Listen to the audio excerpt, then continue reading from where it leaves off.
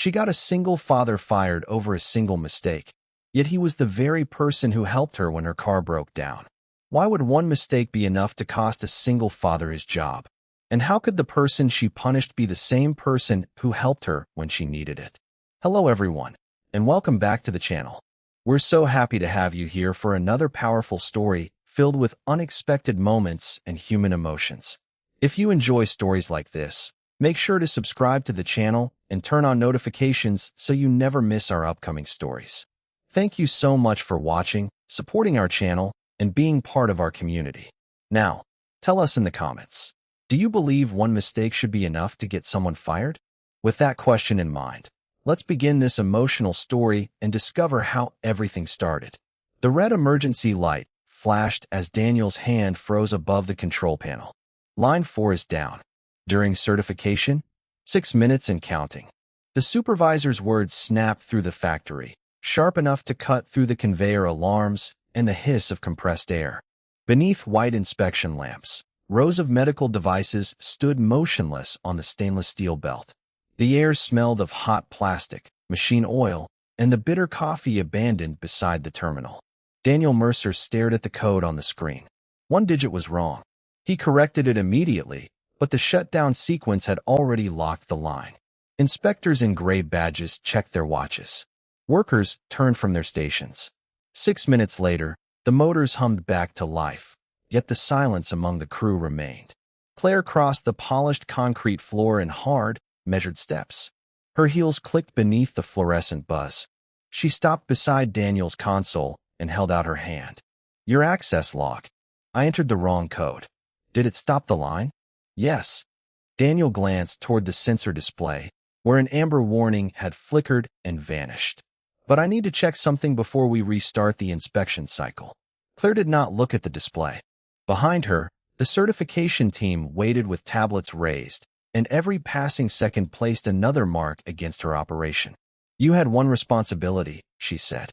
Daniel's fingers rested against the scarred edge of the console. 12 years of night shifts had polished that corner smooth beneath his palm. I made one entry error. My record will show. Your record did not stop this floor today. You did. The conveyor rattled back into motion, carrying its neat white units beneath cold bars of light. No one resumed talking. Claire lifted her voice so the entire shift could hear. Daniel Mercer, your employment is terminated effective immediately. A wrench slipped from someone's hand and struck the floor with a metallic crack. Daniel looked at Claire, not pleading, not challenging, only waiting long enough to make certain she meant every word. After 12 years? He asked. After 6 preventable minutes, she replied. The sentence traveled down the line faster than any machine. A few workers lowered their eyes. Others watched him with the guarded contempt reserved for the man blamed for risking everyone's jobs.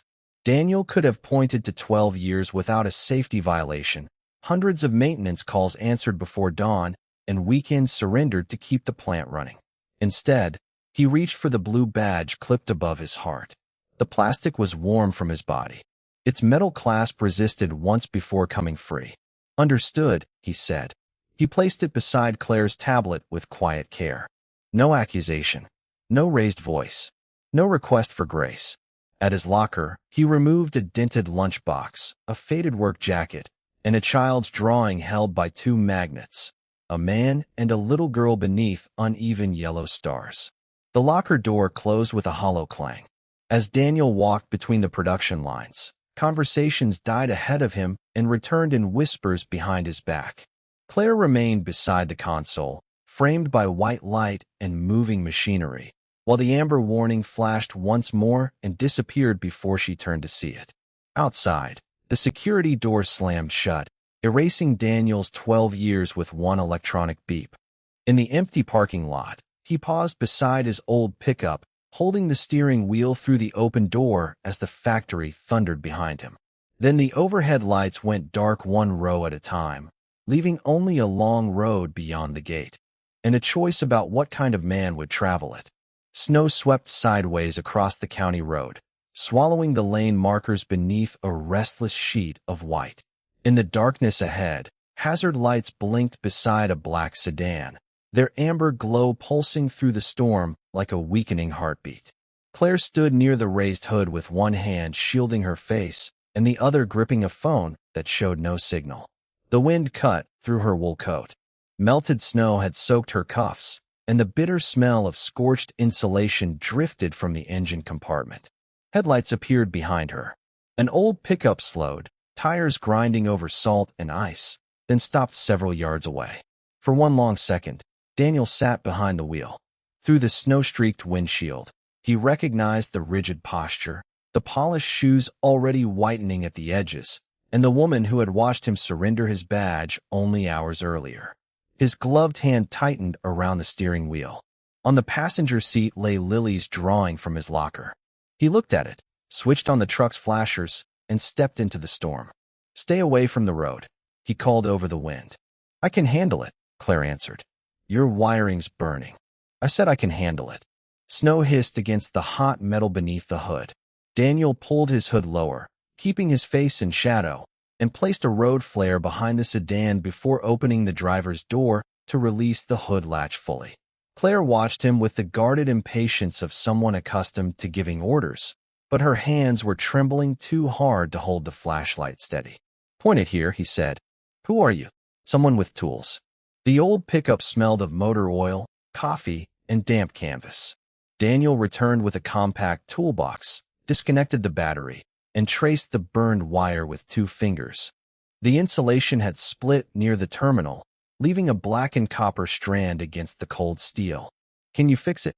Enough to get you off this road." "How long?" "If you keep the light still, 5 minutes."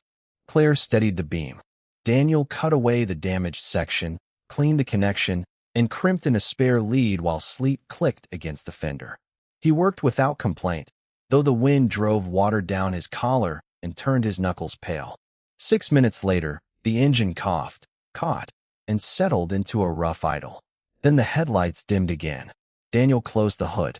"The alternator isn't charging. It won't make town. I have an inspection briefing at 7. Not if you freeze out here." He opened the passenger door of his pickup and moved Lily's drawing carefully onto the dashboard. Claire hesitated, looking from the warm cab to the empty road disappearing beneath the snow. This time, the authority belonged to the man in the soaked work jacket. "Get in," Daniel said. She did. The heater rattled as the pickup pushed through the storm, carrying the smell of wet wool and warm dust. Claire gave him the address of a roadside in 12 miles east. She tried twice to see his face, but the hood, darkness, and passing glare kept his features hidden. "You didn't have to stop," she said. Daniel kept both hands on the wheel. Leaving someone stranded isn't made right by having a reason. Nothing followed except the scrape of the wipers and the low hum of tires over packed snow. At the inn, Claire reached for her wallet. "At least let me pay you. Use it to replace that wiring." He waited until she entered the bright lobby, then drove away before she could ask his name. Only after his taillights vanished did Daniel notice that one of his gloves was missing, and inside the silent sedan, left behind on the passenger seat, dark threads stitched by a child's careful hand spelled 2 words, D. Mercer. Gray morning light pressed against the repair yard as a tow chain rattled over frozen concrete. Claire stood beside her sedan, breath whitening the air, while a mechanic lifted the hood and touched the temporary splice in the burned wiring. "Whoever did this knew exactly what he was doing," he said. "Got you off that road without letting the car catch fire." Claire opened the passenger door to retrieve her briefcase. The cabin smelled of cold vinyl, damp wool, and the faint metallic bite of overheated insulation. Something dark lay beneath the seat belt. She picked up the glove. Melted snow had stiffened its leather, but the embroidery remained clear, D. Mercer. The stitches were small and uneven, the work of careful young hands. Claire's thumb stopped over the name. A worn pickup, a voice that had refused payment. A stranger who had said leaving someone stranded was not made right by having a reason. Daniel Mercer had known exactly who she was, and he had stopped anyway. Her phone rang before she could draw another breath. "Claire, we need you at the plant," the quality manager said. "The certification review found something online for." "What?" "Not over the phone." 20 minutes later, Fluorescent lights buzzed above the conference room, too white against the storm-dark windows. Claire placed the damp glove beside her tablet as test results appeared on the wall. Pressure tolerances, sensor timestamps, shipment records. A red block marked the 6-minute shutdown. That delay held batch 47 in quarantine, the quality manager said. We retested it because the line restarted outside the scheduled window. And, Claire asked, 38 units failed insulation under load. The ventilation system hummed. Somewhere beyond the glass, a forklift gave one short warning beep and rolled away. Claire leaned toward the screen. Those units passed the automated check. The sensor was drifting. It reported safe readings when the insulation was unstable. If the line hadn't stopped, the quality manager looked at the shipment schedule instead of her. Batch 47 would have left at 4:30 yesterday. The equipment was bound for 3 hospitals. Claire's hand closed around the glove. The leather creaked softly. You're telling me Daniel's wrong code prevented shipment? By 6 minutes, he said. That was enough. Yesterday, 6 minutes had looked like incompetence from the factory floor. On the screen, those same 6 minutes now stood between defective medical equipment and hundreds of patients who would never know how close the danger had come. Claire pulled the inspection log toward her. Show me the warning immediately before the shutdown. A thin amber spike appeared beside Daniel's entry. The same warning he had asked to inspect. The same warning she had dismissed.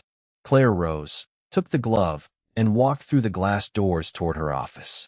Her heels struck the polished floor in hard, measured beats while workers lowered their voices as she passed. At her desk, she opened Daniel Mercer's personnel file.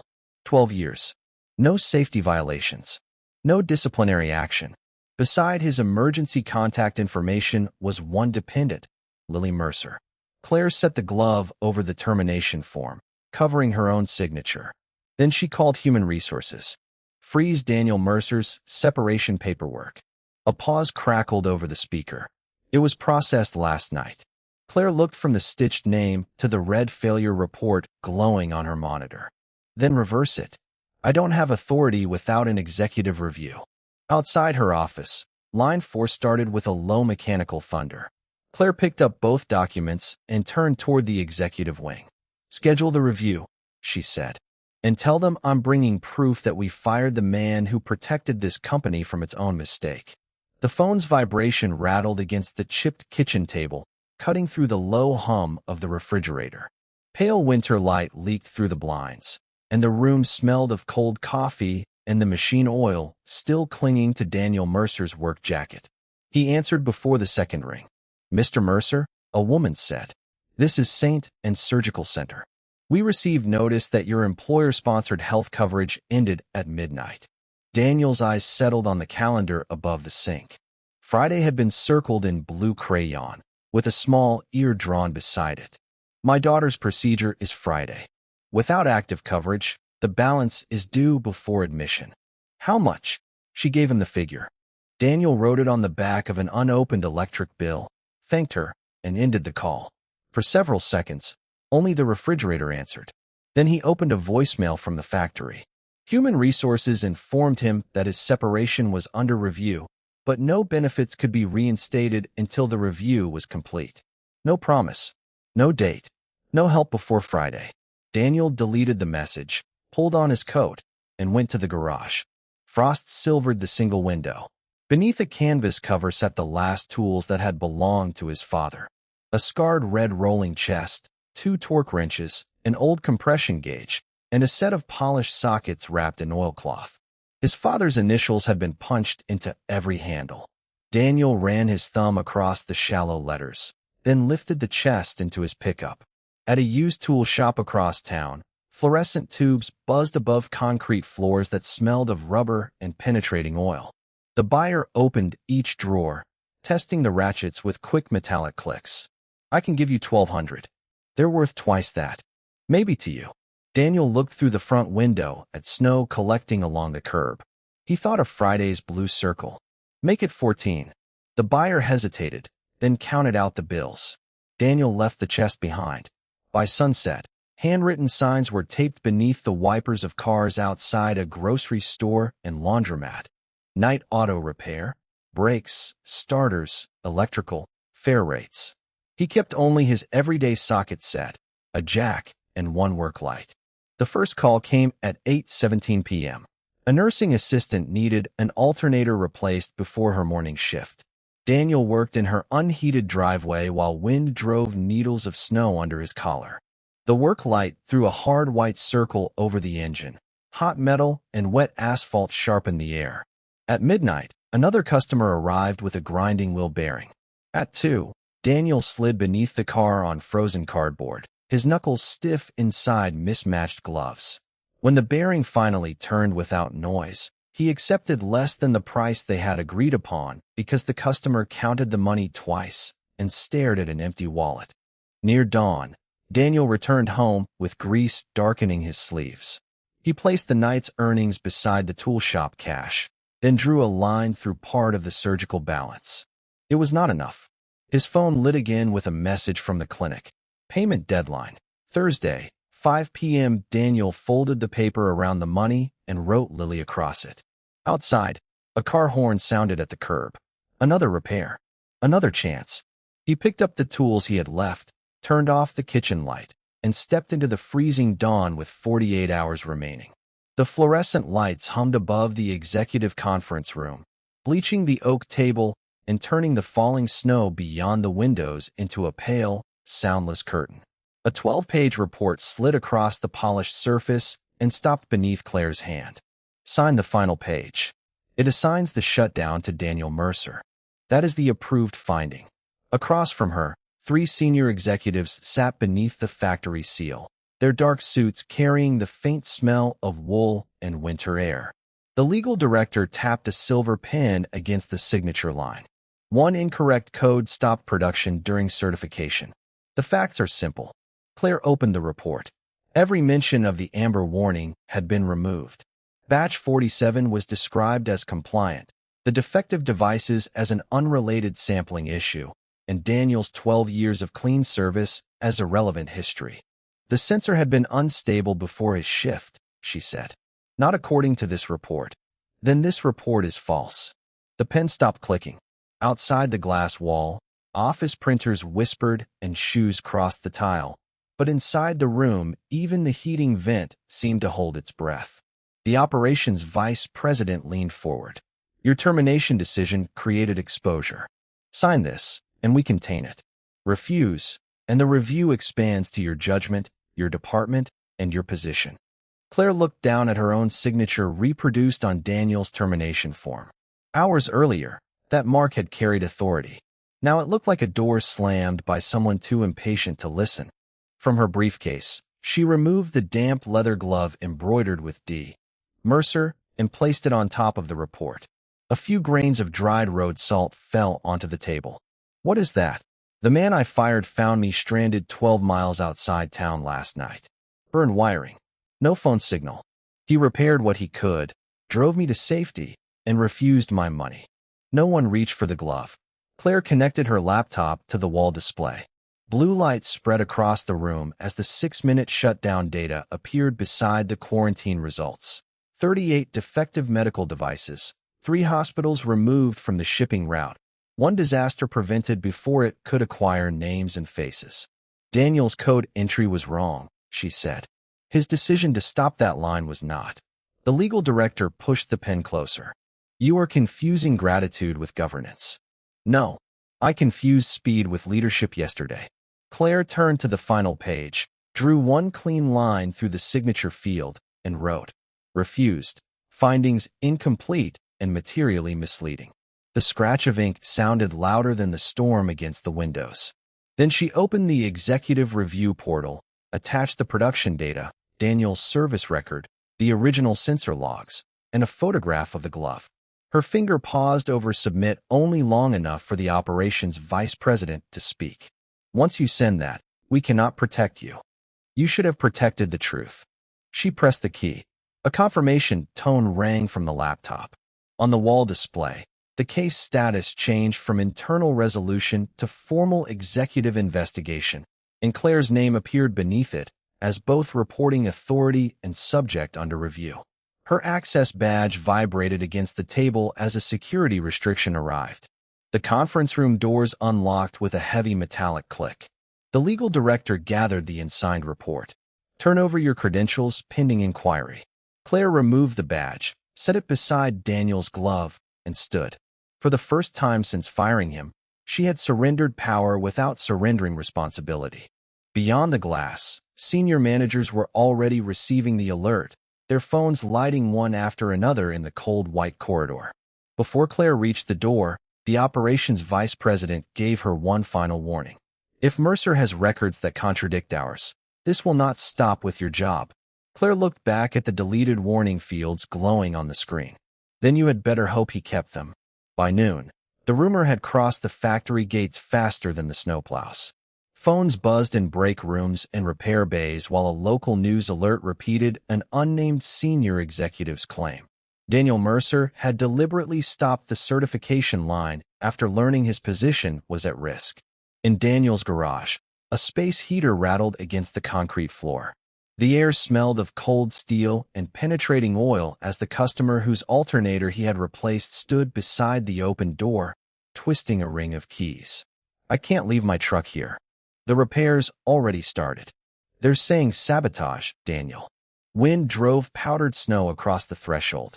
The customer avoided his eyes, placed $40 on the workbench, and drove away with the engine still knocking. 2 more cancellations arrived before the taillights disappeared. Then the neighborhood app removed Daniel's repair listing after complaints labeled him a safety risk. The small stack of bills beneath Lily's clinic invoice no longer came close to Thursday's deadline. Across town, Claire entered the factory's public briefing without her badge. Camera lights burned white against her face. Microphones clicked and scraped across the podium. The communications director had prepared 3 sentences for her, each blaming an ongoing personnel matter and none naming the man whose record had been stained. Claire folded the statement once, then set it aside. Daniel Mercer did not receive a fair review. The room tightened. "Don't do this," the legal director whispered. "I authorized his termination after 6 minutes of downtime. I ignored 12 years of service, and I acted before the evidence was complete." Reporters called questions over one another. Claire gripped the cold metal rim of the podium until her knuckles blanched. "The responsibility for that decision is mine." By evening, the clip had spread beyond the county. The factory suspended Claire from all public duties. Industry contacts withdrew invitations, former colleagues stopped answering, and her professional profile filled with words like reckless, compromised, and unfit to lead. Yet the accusation against Daniel remained online, gathering weight with every repetition. At 8:17 p.m., headlights washed across his garage wall. Claire stepped out into 8-degree cold, carrying no umbrella and no corporate credentials. Only Daniel's glove inside a clear evidence sleeve. "Your confession doesn't clear me," Daniel said. No, melted snow tapped from her coat onto the concrete. "But the truth might." He looked toward Lily's invoice, pinned beneath a rusted socket wrench. Then he crossed to an old steel cabinet, removed the false bottom from a drawer, and lifted out a weathered maintenance binder. Its pages were stained with grease, each inspection dated, each sensor warning initialed, each unanswered escalation copied by hand. Daniel placed it on the workbench between them. "I kept records because reports had a way of disappearing." Claire opened the cover but did not turn the first page. "This could clear both of us." "Then don't use it for us." His finger rested on a list of workers disciplined after earlier shutdowns. "Use it for everyone they blamed." Outside, the wind pressed against the garage door with a low metallic groan. Claire reached for the binder, but Daniel kept one hand on it. "Before I give you this," he said quietly, "tell me whether you're willing to name the executive who ordered those warnings erased." The fluorescent lights hummed above the regulatory review room, bleaching the steel table, and every grease-darkened page spread across it. Snow tapped the narrow windows like dry fingernails, while the maintenance binder carried the faint smells of motor oil, cold dust, and Daniel Mercer's frozen garage. Claire stood beside the evidence terminal with her surrendered access badge absent from her coat. Daniel sat opposite her, his rough hands flat on the table. Page 14, Claire said.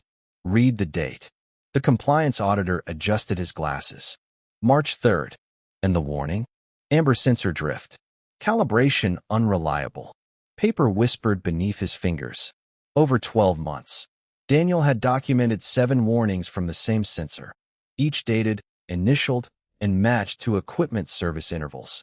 Claire entered the original production archive Daniel had preserved on printed maintenance slips. The monitor filled with timestamps. Every warning appeared first as an Amber alert. Hours later, each one had been reclassified as routine maintenance or removed entirely. Computer error? One reviewer asked. No, Claire replied. Administrative deletion. The room cooled whenever the ventilation system exhaled. Daniel heard the soft click of a recorder starting, then watched Claire enlarge the authorization history. One executive credential appeared beside every erased report, the same credential attached to the $1 million hospital contract that depended on uninterrupted certification. Claire read the name into the record. No corporate statement softened it. No careful phrase concealed it. Daniel finally released the breath held behind his ribs since the binder left his workbench. The auditor opened the shutdown log from the inspection. Mercer entered code C-17 instead of C-71. That was my mistake, Daniel said. 6 minutes of lost production, a company attorney answered. 6 minutes of protection, Claire corrected. She brought up batch 47. The Amber sensor had detected unstable output while equipment intended for 3 hospitals moved toward final clearance. Daniel's incorrect code had locked the line instead of routing it through a standard pause, giving quality control enough time to isolate the batch. Laboratory results now showed that the devices could have delivered dangerously inconsistent readings in patient care. The only keystroke used to condemn him had prevented hundreds of defective units from leaving the factory. Silence settled over the table, broken only by sleet scratching the glass. The auditor turned to Daniel. Did you know the full scope of the risk? No, then why stop the line? Daniel rubbed a thumb across a split in the binder's vinyl cover. Because a warning is still a warning when ignoring it is profitable. The termination form was placed beside his 12-year service record. Claire's signature looked darker under the white examination lamp. She did not turn it face down. Instead, she slid it toward the recorder. My decision punished the one worker who acted before certainty became tragedy. The auditor sealed copies of the sensor logs, deletion history, contract records, and Daniel's binder into evidence envelopes. With each strip of red security tape, control moved farther from the executives who had buried the warnings. Daniel was no longer defending himself against a rumor. The factory was now answering to his record. Then the company attorney's phone vibrated against the steel tabletop. He read the message, rose, and spoke with a voice stripped of its earlier certainty. The board has called an emergency session. They want Ms. Claire and Mr. Mercer upstairs immediately. His gaze moved to the sealed evidence. They're prepared to make an offer before these records leave the building. Claire picked up Daniel's embroidered glove from beside the binder. Daniel remained seated for 1 measured second, listening to the recorder spool down. Whatever waited upstairs would not ask them to prove the truth. It would ask what they were willing to surrender to keep it quiet. A brass clock clicked past midnight above the boardroom's smoked glass doors. Warm air hissed from hidden vents, carrying the bitter smell of burned coffee across a table polished so brightly that Daniel could see the frayed cuffs of his work jacket reflected in it. Claire stood beside him, still holding the embroidered glove, while the company attorney slid 2 cream-colored envelopes across the wood. This ends tonight. For whom? Daniel asked. For everyone, if you're sensible. The board chairman folded his hands.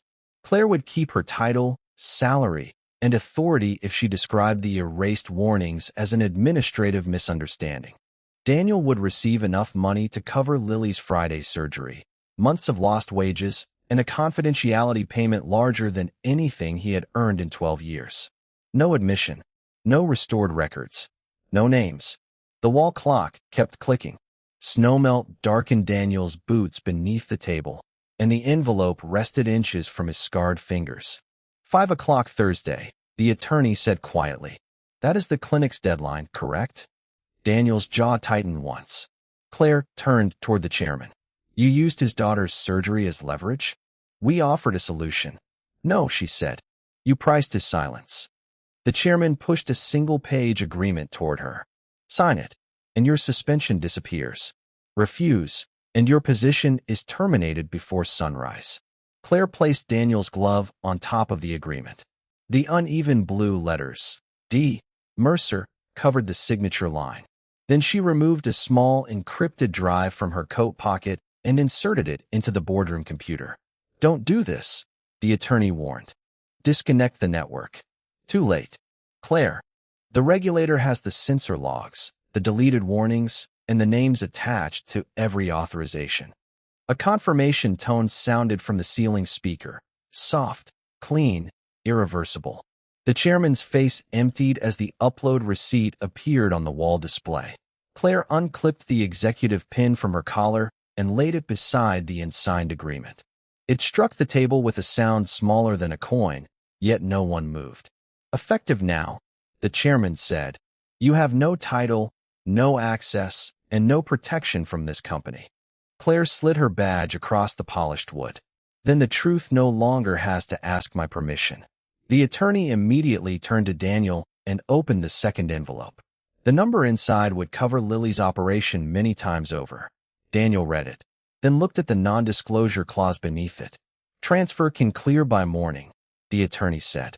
Your daughter need never know how close you came to losing her surgery. Daniel took the offered pen. For one breath, only the vents and the brass clock could be heard.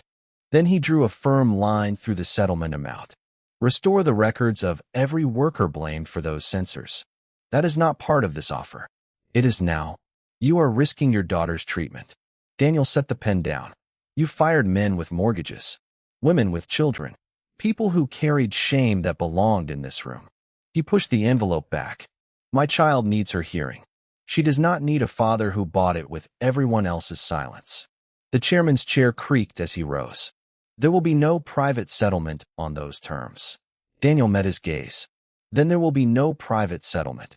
Beyond the glass doors, hurried footsteps crossed the marble corridor.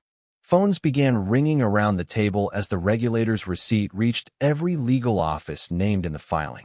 Claire had surrendered her power. Daniel had surrendered the fastest path to Lily's surgery. And before dawn, the factory would have to answer a question money could no longer bury. Whose names would be restored when the doors opened and the workers learned who had truly failed them? By sunrise, wet snow hissed against the factory's loading bay lamps, and hundreds of boots scraped across salt-streaked concrete. No supervisor ordered the workers inside.